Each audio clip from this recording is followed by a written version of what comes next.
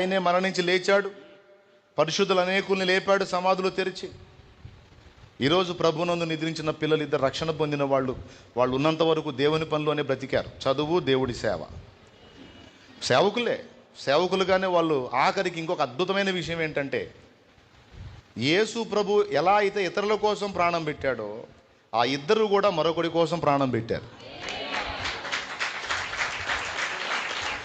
కొట్టుకుపోయేవాడు కొట్టుకుపోని మనకెందుకు అనుకోవాలా. చిన్నోడు దూకాడు, అరే వాడు చచ్చిపోతున్నాడు, వాడిని ప్రాణాన్ని కాపాడాలని వీడి ఈత రాకపోయినా వీడి ప్రాణాన్ని పణంగా పెట్టాడు. వాడిని పట్టుకున్నాడు, బయటికి తీసేటప్పుడు కూడా ఆ చెయ్యి వాని చేతిని పట్టుకునే ఉందట. అంటే అక్కడ ఒక పాఠం ఏంటంటే, ఆ పిల్లలు ఇద్దరు కూడా ఒక ఆత్మ కోసం ప్రాణం పెట్టారు. తన సహోదరుని కంటే ప్రాణం పెట్టువాడికి మించినోడు లేడు, ఇదే దేవుని ప్రేమ అనుంది చూడండి యోహాను పత్రికలో.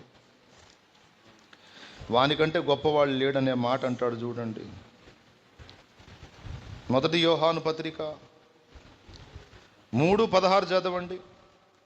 యోహాను సువార్త 3:16లోనేమో దేవుడు లోకమును ఎంతో ప్రేమించెను అని ఉంటుంది. అదే యోహాను పత్రిక మొదటి పత్రిక 3:16లోనేమో ఒకసారి చూడండి అక్కడ ఏముందో.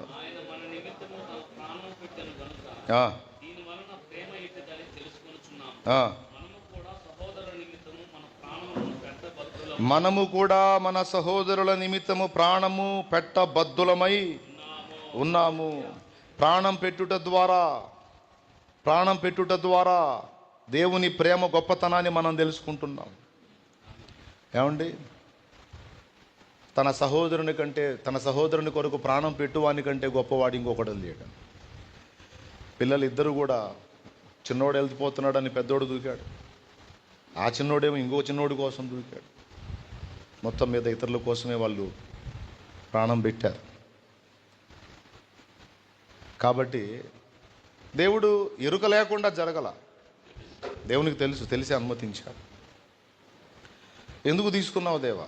అందులో వారి త్యాగాన్ని చూపాలనుకున్నాడు, తండ్రి విశ్వాసాన్ని పరీక్షించాలనుకున్నాడు. మన విశ్వాసాన్ని పరీక్షించే హక్కు దేవునికి లేదా?